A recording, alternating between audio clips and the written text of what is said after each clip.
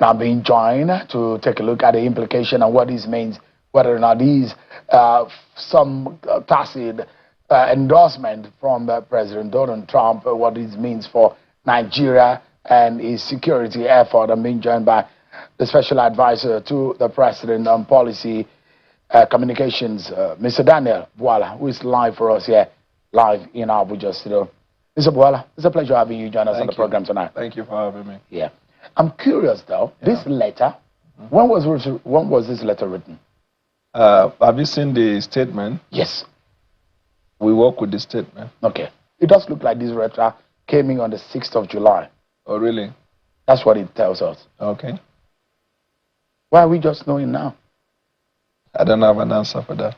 Really? Is the content of the letter false?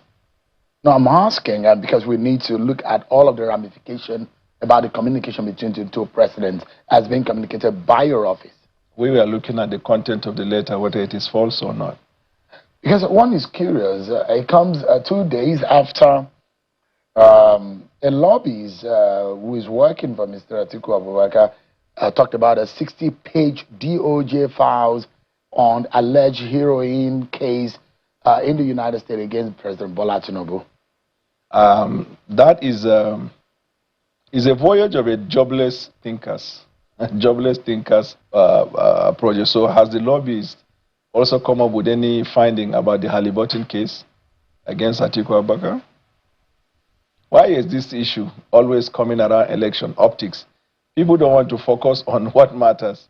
They just bring this joblessness. There are issues that the opposition in Nigeria ought to, if they respect the Nigerian people, come with, which is that if they disagree with any policy of government, by now they ought to have been communicating to Nigerians what they hope to do differently from what we are doing.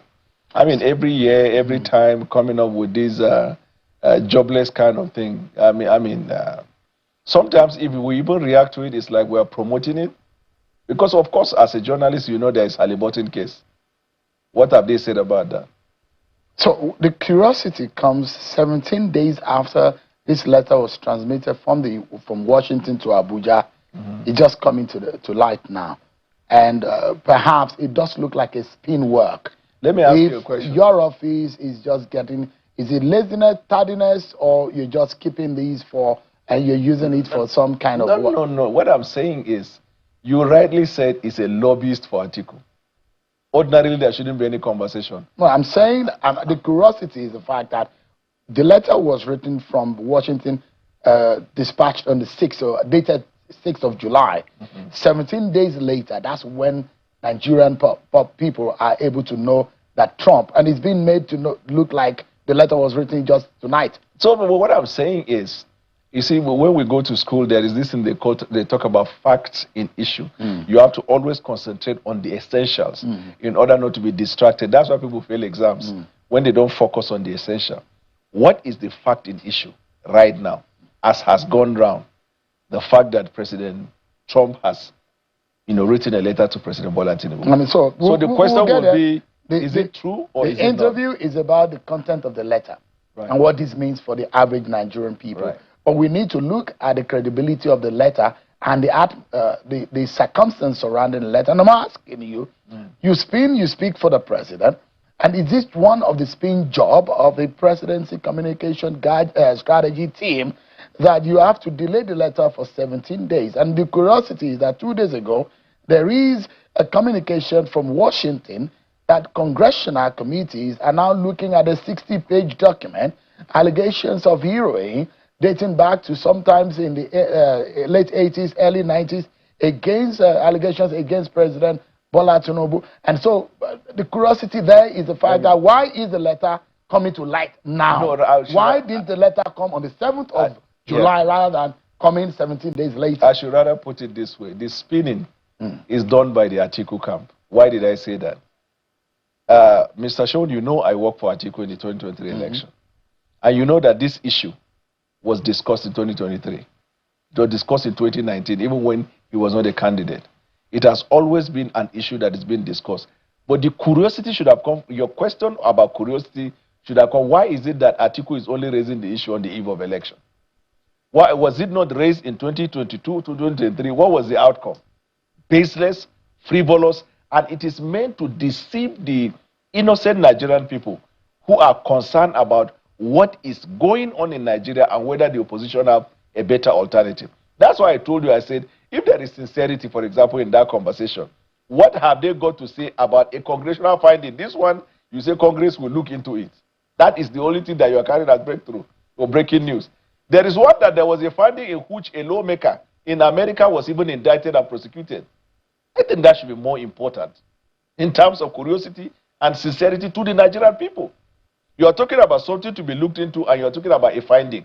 But you see, we don't even as a government go about lazying, looking at Halliburton and all those things because Nigerian people and what they are impacted by is more important to us than the baseless rhetorics of a jobless voyage, carriers.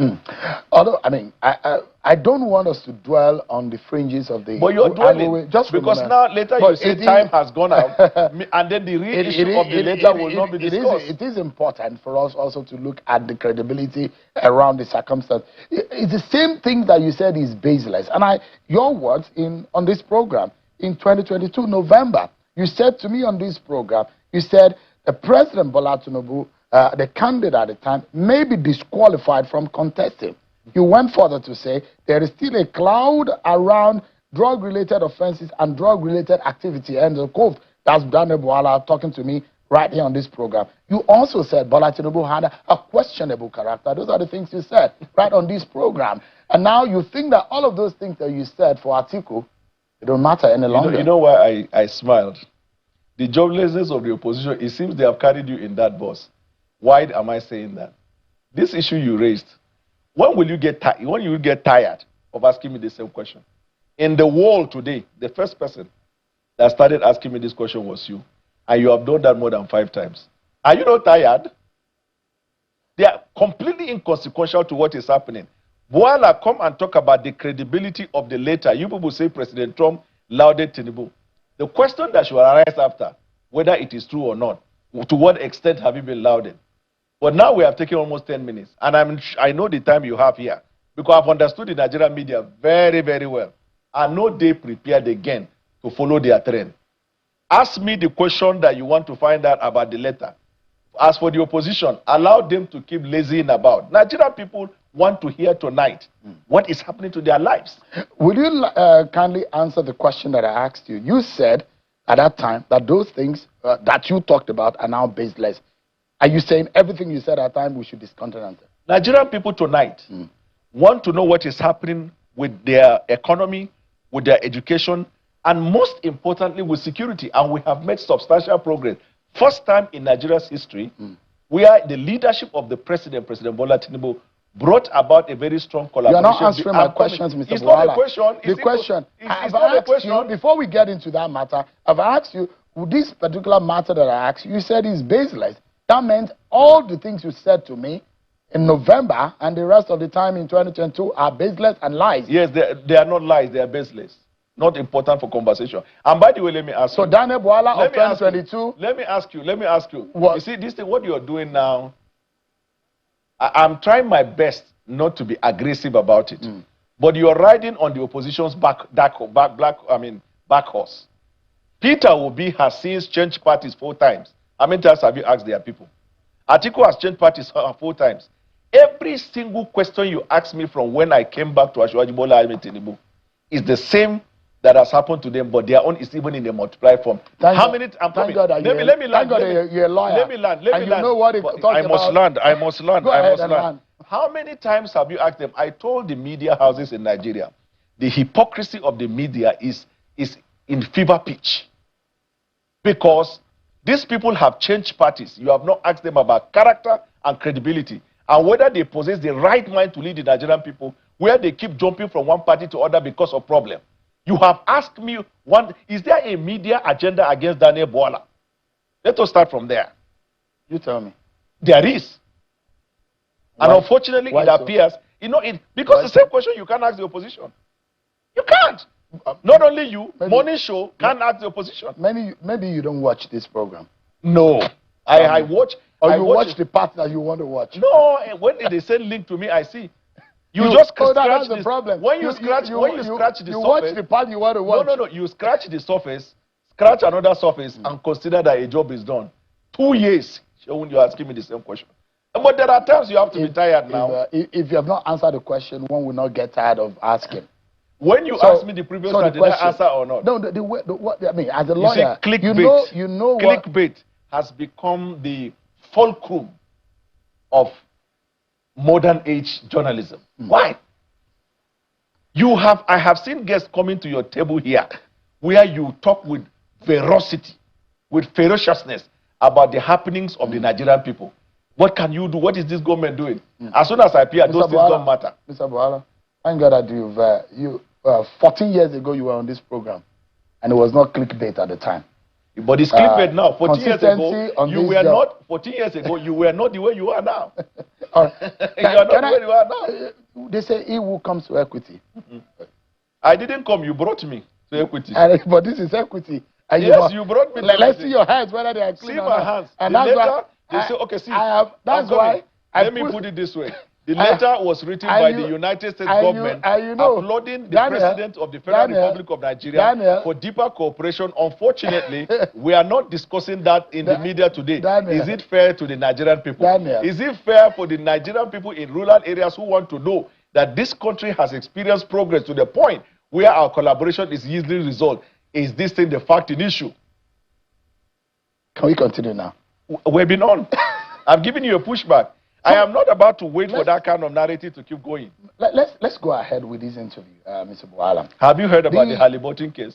Of course. Have you talked to them? To explain to have you talked to them about here when they came here? Case? You'll find out. Whenever they've been coming before. Whenever the opposition is here, it is from today you will start.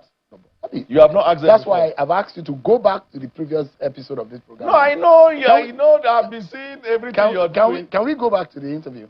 No, I am here. I'm answering your question. Let me ask you, Mr. Bwala. The president today released what he says is a personal letter from President Donald Trump to President Bwala Tinubu's leadership against terror. Beyond the diplomatic language, can you tell us what tangible policy commitment does this letter represent for Nigeria? Is this simply a gesture of goodwill, or does it translate into measurable benefits? It is the recognition of the result of a collaboration that has assumed a very deeper and commendable level. The second in the command in ISIS globally was eliminated in Nigeria because of the joint operation. We eliminated and stopped their attacks because of the joint operation.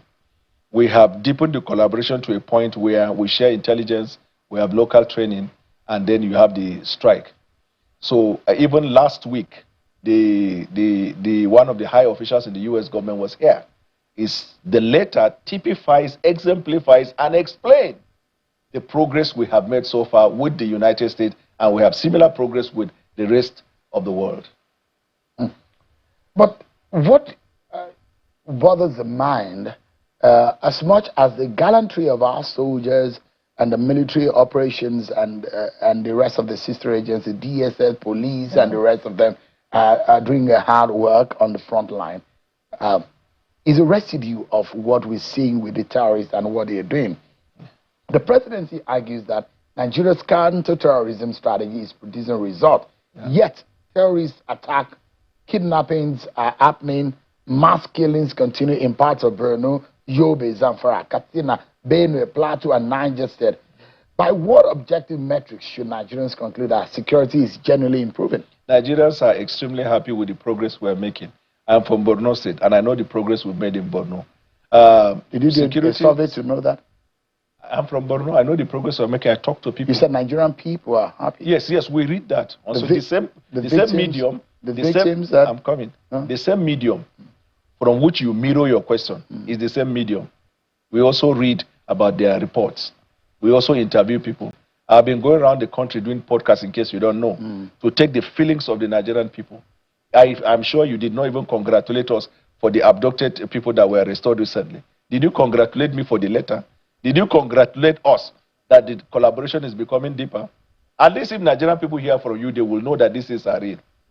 It's not a question of whether it is true or not. So why don't we talk about the progress that has been made? The question I've just asked you now is, what objective metrics should Nigerians conclude that this security is generally improving? And I said the metrics is the progress we are making, which is resulting in the report you are hearing, including the present report that the President of the United States lauded Nigerian government for this deeper collaboration and the progress it's making. And if your question is that if there is a collaboration, there shouldn't be any security situation in Nigeria, then I would say respectfully that you are not being objective about it. America is the strongest secured country in the world. But 2 months ago, you know that there was attempt at the president twice. Insecurity is an ongoing thing. We have repaired, we have resolved, reduced the attack, we have gone on the offense. There are so many things to talk about so that that woman in the rural area, that man in the rural area will rather be encouraged that progress is made rather than doomsday conversation that nothing is happening. But indeed, if security has improved, Mr. Bwala, why do many communities still remain displaced or inaccessible? The progress has been made. Why? Why is it happening? That's because, okay, like as you are now, if I'm trying to look at the best description of, you go to church probably, and it is not the will of God that people should be poor. Why are there poor people in church?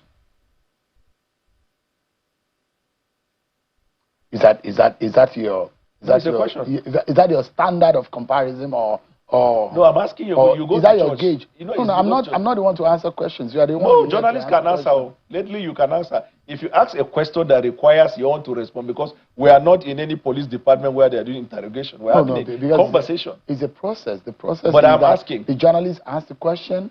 The interviewee being the one to answer the question. Then sometimes the interviewee, in order to give a proper answer, revert a question back to the journalist to give a context of which the answer will be given. Do you go to church? If yes. Do you believe in Bible? Yes. There shall be no poor in our midst. Do you hear? Why are there poor people? It is the will of God that everybody should Is that prosper. the answer to the fact that the reason why we still have inaccessible communities if you answer that question, and displaced? If you answer that question, we would have found an answer to your question. Don't dance around the question. Let's just have the conversation. You have asked an rather earlier than question. being on the defense. We're not here. We're talking about the Nigerian people and the Nigerian state. And we're talking about issues that affect the lives and the livelihood of people. People are watching tonight to get an understanding, to understand the perspective of this government. And you drifted away from those understanding. You asked the metrics. I answered the metrics. What else? What's the difference between the metrics and this question? I'm asking you, why are some communities still displaced? What are the hopes that they have that they are going to be reached in such a way that their communities are going to be accessible? The hope that they will have is that we recently got the abducted people back to their homes. The hope that they will have is that we eliminated the second in command in ISIS.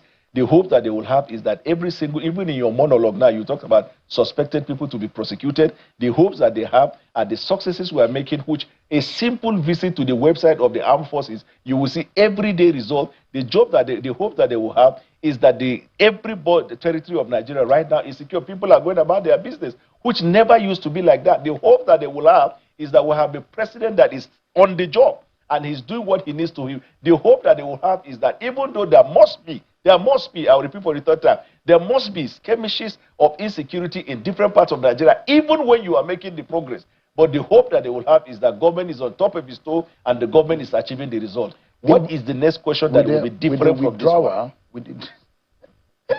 Because you used to ask 5 questions, the same. You come around 5 times. Daniel, what has become of you lately? I have had my bad experience with the journalists, and I discovered that when I come, I remove the glove. It's all fair in war and in peace. I'm not the type that you get into the ring. I should even start with you. I'm not the type. So we have made progress. Let's go. Don't let us derail, please. The question I'm going to ask you is the worry I have, and whether or not this signals something totally different.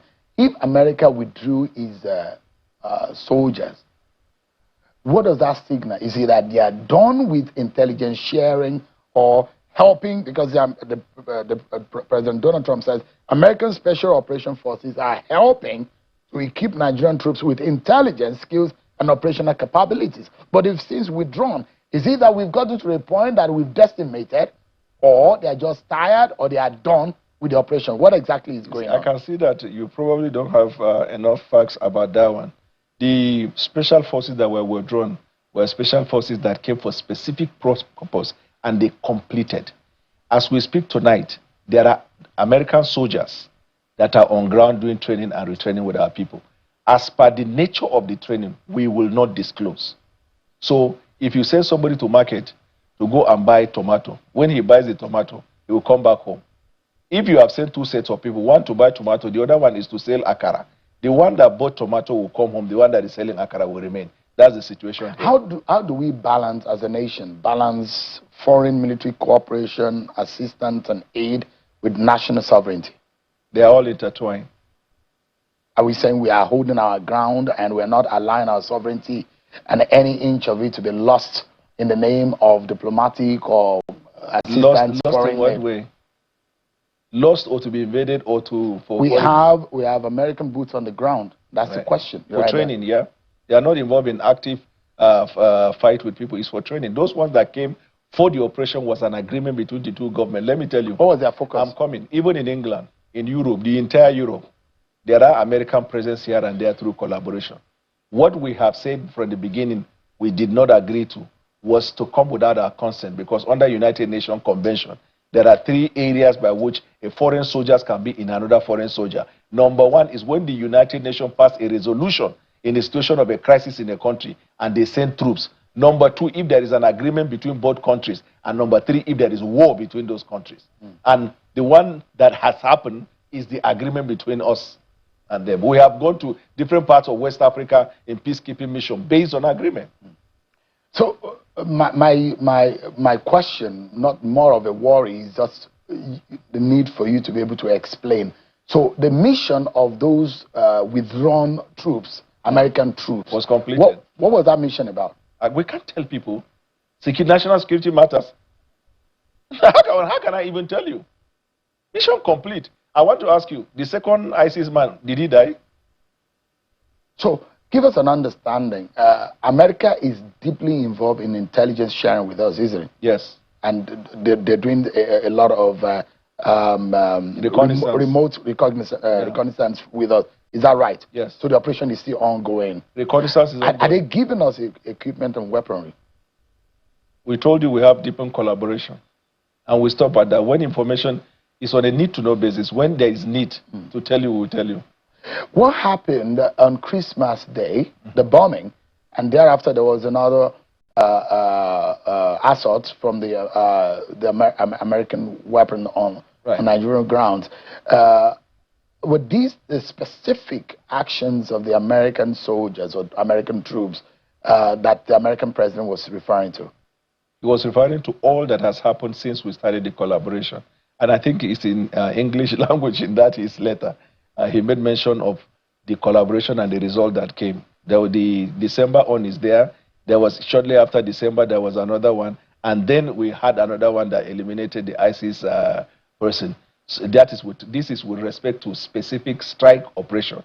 But when you say you are deepening collaboration, it doesn't stop at operations. That's why we talk about intelligence sharing training. There is all encompassing.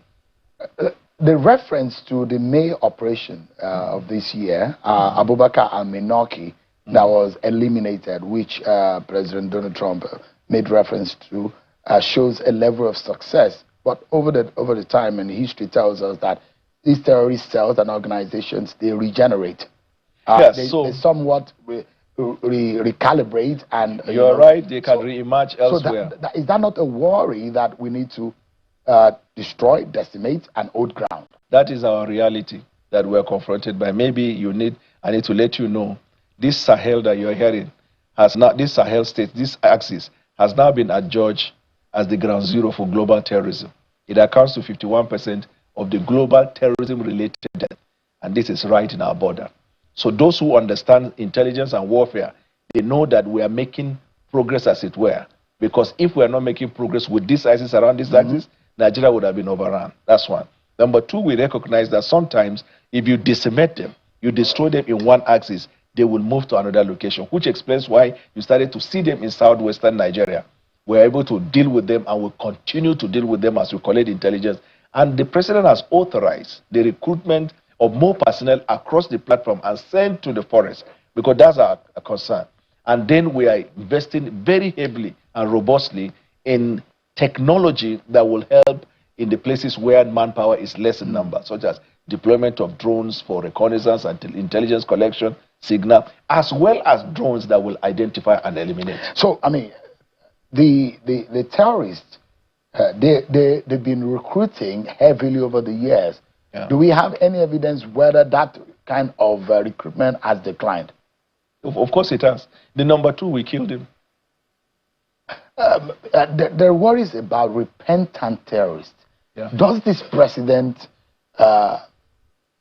is he inclined to that kind of arrangement? And that's it? Because it's still going on. And we see hundreds of these young people who say they have repented, and a lot of anger in the land about what is repentance. These people kill people. Is President Tinubu's agenda inclined or in tandem or in alignment with this repentant terrorism? There are conventions of the United Nations that govern armed conflict, right? If a terrorist comes out and tells you that he has repented or he has turned away from his conduct, you will take them and profile them. When you hear the word profile, it is all encompassing. It's not as simple as seeing your face and saying, okay, tomorrow go there. The profiling assists the Nigerian government to a large extent in collecting further intelligence on them, in knowing their modus operandi, and as well as in planning to attack them. So assets globally are important. Then number 2, what other people don't know about the program is that when Boko Haram started to lose their members, they go to villages and carry children and take them to the bush and recruit them. These are people you recruited against their will. If something happened in the camp and they escape and they come to the Nigerian government and they say they have repented, the Nigerian government will not shoot them. So that's why I say the dynamics of armed conflict is guided by the Global Convention, the United Nations Convention. It is not under the whips and caprices. But the other part of your fear, as was expressed by a lot of Nigerians, is that we have had cases where some of them ran back. Even the governor of Borno State once said that some of the attacks that resurged, that probably it has connection with some of the people that ran back. In warfare, in conflict, there is no, these things are possibilities. Even when it comes to established institutions of state from foreign intelligence, we have seen defection of people to another place where they are recruited. These are realities of fact. And so the progress is being made. Let me ask you, what does this letter mean to President Bola Tinubu's fight against terror? Does this letter from Trump says that President Bola Tinubu is victorious and is doing the right thing? Is that what the letter implies for this government? How is President Tinubu interpreting the letter? As a legal personality yourself, you know what they say, the facts speak for himself. That is what it is. The letter is a further proof of the progress we are making. Does it mean if there was no letter, we will stop? No, because we're already engaging and communicating with them. But if you are in a relationship with a lady, and then in the course of the relationship, you write a letter encouraging her, or she writes a letter encouraging you, you feel further strengthened. But it does not stop your commitment or the already existing law that you know you had with that person. Is Nigeria winning the war or merely containing the threat? I should ask you, because we're winning. Has this government specifically requested additional U.S. military assets or surveillance technology? That we can't tell the people yet. But can this presidency categorically state that no part of Nigeria remains under terrorist control? Yes. No part? Yes. Thanks so much, Mr. Bwala, for your time tonight. Merci beaucoup. I appreciate it. Thank you. You don't need any, you see that you don't need any gloves? No, come down from that bus. Yeah? Come down from that bus that the media people are running with. But thank you so much. Daniel Bwala used to be a very calm and very good lawyer, has become a fighter in the ring because of a perceived... Not passive, active. But thank you for talking to us tonight. Thank you as always.